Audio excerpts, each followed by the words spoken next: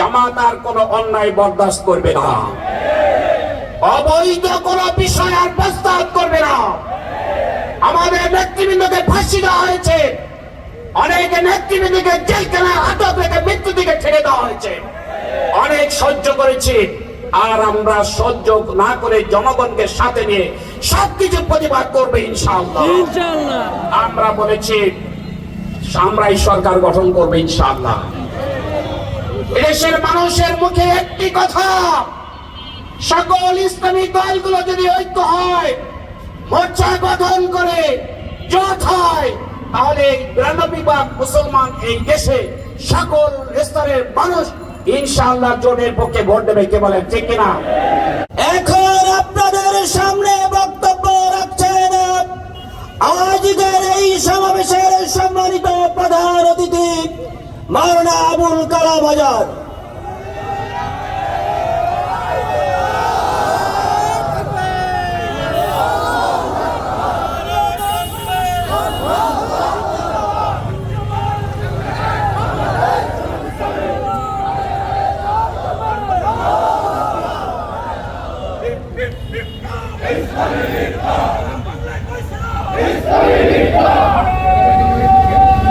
আলহামদুলিল্লাহ, আলহামদুলিল্লাহ রাব্বিল আলামিন, ওয়াসসালাতু ওয়াসসালামু আলা সাইয়্যিদিল মুরসালিন ওয়া আলা আলিহি ওয়া সাহবিহি আজমাইন। শহীদি কাফেলা বাংলাদেশ জামাত ইসলামী ঘোষিত দেশব্যাপী কর্মসূচির অংশ হিসাবে খুলনা মহানগরী এবং জেলা শাখা কর্তৃক আয়োজিত বিক্ষোভ মিছিল পূর্ব সমাবেশের সম্মানিত সভাপতি, বাংলাদেশের জামাত ইসলামীর কেন্দ্রীয় মজলিস শুরার অন্যতম সদস্য, খুলনা মহানগরী আমির জনাব অধ্যাপক মাহফুজুর রহমান, উপস্থিত আছেন খুলনা মহানগরীর অধ্যাপক নজিবুর রহমান, খুলনা জেলা আমির নায়েবে আমির মাওলানা কবিরুল ইসলাম, খুলনা মহানগরীর সেক্রেটারি, খুলনা 2 আসনের এমপি প্রার্থী অ্যাডভোকেট জাহাঙ্গীর হোসেন হেলাল, খুলনা জেলার সেক্রেটারি জনাব মুন্সি মিজানুর রহমান সহ জেলা এবং মহানগরী নেতৃবৃন্দ, সাংবাদিক বন্ধুগণ, আইন শৃঙ্খলার দায়িত্ব নিয়োজিত সদস্যবৃন্দ, সংগ্রামী খুলনাবাসী, আসসালামু আলাইকুম ওয়া রাহমাতুল্লাহি ওয়া বারাকাতুহু। আমরা মনে করেছিলাম জামাত ইসলামী আর কোনো কর্মসূচি দেওয়া লাগবে না, কিন্তু দুর্ভাগ্যজনক হলো সত্য, জুলাইয়ের জাতীয় সনদ বাস্তবায়নের জারি করার জন্য আদেশ দেওয়ার জন্য আজকের সারা বাংলাদেশের বিভাগীয় শহরগুলোতে আমাদের বিক্ষোভ করতে হচ্ছে। আমরা বর্তমান অন্তর্বর্তীকালীন সরকারকে বলে দিতে চাই, জুলাই সনদ বাস্তবায়নের জন্য কোন দলীয় এজেন্ডা বাস্তবায়নের জন্য অগ্রসর হবেন না। জুলাই সনদ বাস্তবায়নের জন্য কোন রকমের প্রতারণার আশ্রয় নেবেন না। বাংলাদেশ একটি স্বাধীন এবং গণতান্ত্রিক দেশ আমরা চাই। স্বাধীনতা বিপন্ন করার জন্য, গণতন্ত্রকে নস্যাৎ করার জন্য যে ভূমিকা রাখবে, জনগণ তাদেরকে গণ আদালতে বিচার করবে। আমরা বলেছিলাম জাতীয়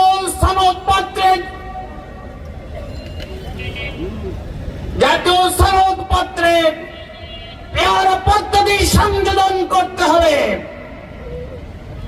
আমাদের সেক্রেটারি জেনারেলের বক্তব্যকে মিথ্যাভাবে প্রচার করা হয়েছিল। জুলাই সনদ পত্রে পেয়ার পদ্ধতি যুক্ত না হলে আমরা নির্বাচনে অংশগ্রহণ করব না, এই কথা তিনি কখনো বলেন নাই। আমরা চেয়েছিলাম পেয়ার পদ্ধতি সংযোজন করতে হবে, কিন্তু সকল রাজনৈতিক দল ঐক্যমত পোষণ করেছে। জাতীয় সনদ পত্রে স্বাক্ষরের পরে আমরা দৃশ্যমান বাস্তবায়ন দেখতে চেয়েছিলাম। অন্তর্বর্তীকালীন সরকারকে বলবো, আমাদের নেতৃবৃন্দ বলেছেন নভেম্বরের মধ্যে জুলাই সনদের বাস্তবায়ন করতে হবে।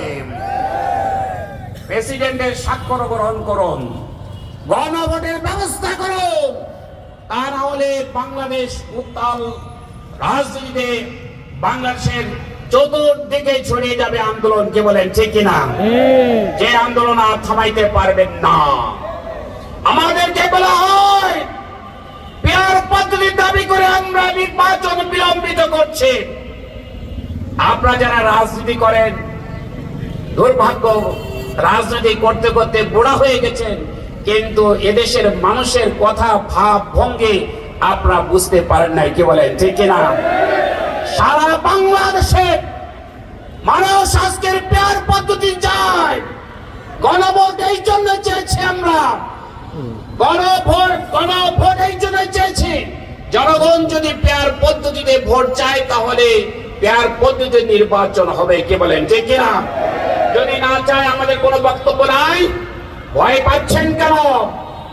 ভয় এই জন্যই পাচ্ছেন, পেয়ার পদ্ধতির পক্ষে জনগণ আজকে উন্মুখ হয়ে আছে। কি বলেন ঠিক কিনা? গণভোটের রায় ঠিকই পেয়ার পদ্ধতিতে হবে ইনশাআল্লাহ, নাকি?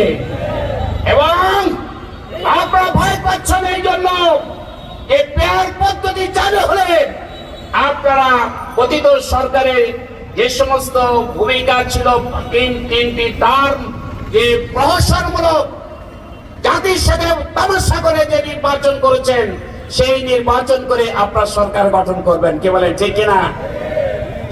এদেশের জনগণ বুঝতে পেরেছে 5ই আগস্টের পরে আপনারা সুর তুলেছেন, আপনারা ক্ষমতায় যাবেন। আপনারা ক্ষমতায় চলে গেছেন বলে মনে হয়। দক্ষ জনগণের সত্য ইতিমধ্যে আপনারা বলেছেন ক্ষমতায় গেলে আপনারা জামাতকে নিষিদ্ধ করবেন। এত বড় সাহস আপনারা কিভাবে দেখালেন? বাংলাদেশের অলিতে গলিতে পথে প্রান্তরে আজকের কোটি কোটি মানুষের জামাতের সাথে শামিল হয়েছে। জামাত আর কোন অন্যায় বরদাস্ত করবে না, অবৈধ কোন বিষয় আর প্রস্তাব করবে না।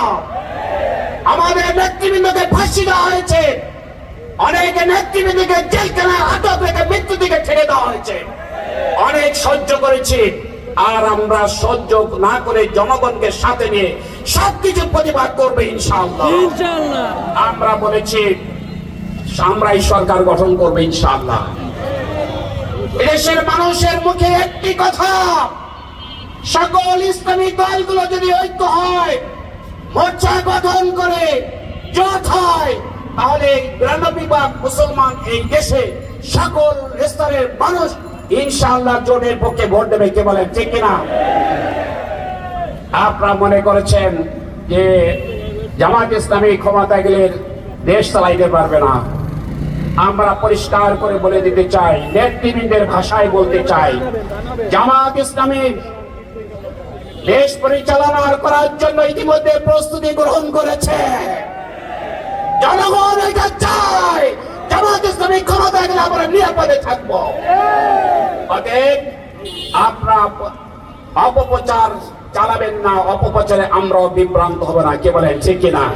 আসুন, বাংলাদেশের রাজনীতিতে জামাত ইসলামী দায়িত্বশীল ভূমিকা পালন করে যাচ্ছে। কেয়ারটেকার সরকারের পদ্ধতি আমরা চালু করেছিলাম, এবারে পেয়ার পদ্ধতিতে নির্বাচন করে জাতির কাছে একটা আমরা সুন্দর উপহার দেব নির্বাচন। কি বলেন ঠিক কিনা? সেই নির্বাচনে জনগণ তৃপ্তি পাবে, উল্লাস করবে এবং ইসলামী শক্তির পক্ষে ভোট দিয়ে সরকার গঠনে সহযোগিতা করবে ইনশাআল্লাহ। আসুন আমরা বলতে চার সময় ক্ষেপণ করবেন না। অন্তর্বর্তীকালীন সরকারকে বলে দিতে চাই, শুরু থেকে আপনাকে সহযোগিতা করেছিলাম, শেষ মুহূর্ত পর্যন্ত আপনাকে সহযোগিতা করব, কিন্তু কোন দলের পকেটে যে আপনার ঘাপটি মেরে থেকে কোন প্রতারণা আশ্রয় নেবে এটা জনগণ চায় না, জনগণ চলতে দেবে না ইনশাআল্লাহ। আমরা চাই সুষ্ঠু নির্বাচন, নিরপেক্ষ নির্বাচন, এবং এই সুষ্ঠু অবাধ নিরপেক্ষ নির্বাচনের মাধ্যমে আমরা ইনশাআল্লাহ জাতিকে আমরা বলে দিতে চাই, আমরা চেয়েছিলাম নির্বাচন, সেই নির্বাচন 2026 সালে ফেব্রুয়ারিতে অনুষ্ঠিত হবে, কি বলে ঠিক কিনা? এবং হতেই হবে নির্বাচন। নির্বাচন না হলে গণতন্ত্র ধ্বংস হবে, নির্বাচন না হলে দেশের রাজনৈতিক সংকট দেখা দিবে। অতএব নির্বাচনের কোনো বিকল্প নাই। সংঘাত সংঘর্ষ আমরা চাই না, রাজনৈতিক অস্থিরতা আমরা চাই না, দেশের ভিতরে আরো বিদেশি হস্তক্ষেপ হোক, দেশের নানান ধরনের ঝামেলা হোক, এটা আমরা চাই না। আমরা চাই জাতীয় নির্বাচনে ফেব্রুয়ারির মধ্যে অনুষ্ঠিত হোক, কি বলে ঠিক কিনা? আপনি কি রাজি আছেন সবাই? আমরা চাই নির্বাচন, নির্বাচনের বিকল্প আর কেউ কোনো চিন্তা করবেন না, কোনো ষড়যন্ত্র করবেন না। বিদেশির কোন ইঙ্গিতে আপনারা যদি নির্বাচন বিলম্বিত করেন তাহলে জাতির কাছে আপনাদেরকে জবাবদিহি করতে হবে, কি বলেন ঠিক কিনা? আসুন আগামী দিনে আরো আন্দোলনের কর্মসূচি আসবে, যদি গণভোটের ব্যবস্থা করে আর কোন আন্দোলনের কর্মসূচি দেওয়া হবে না, কি বলেন ঠিক কিনা? এই গণভোট আয়োজন করেন এবং জাতীয় নির্বাচনের ব্যবস্থা করবেন, এই প্রত্যাশা রেখে সবাইকে ধন্যবাদ দিয়ে আমার কথা এখানে শেষ করছি। আসসালামু আলাইকুম ওয়া রাহমাতুল্লাহি ওয়া বারাকাতুহু।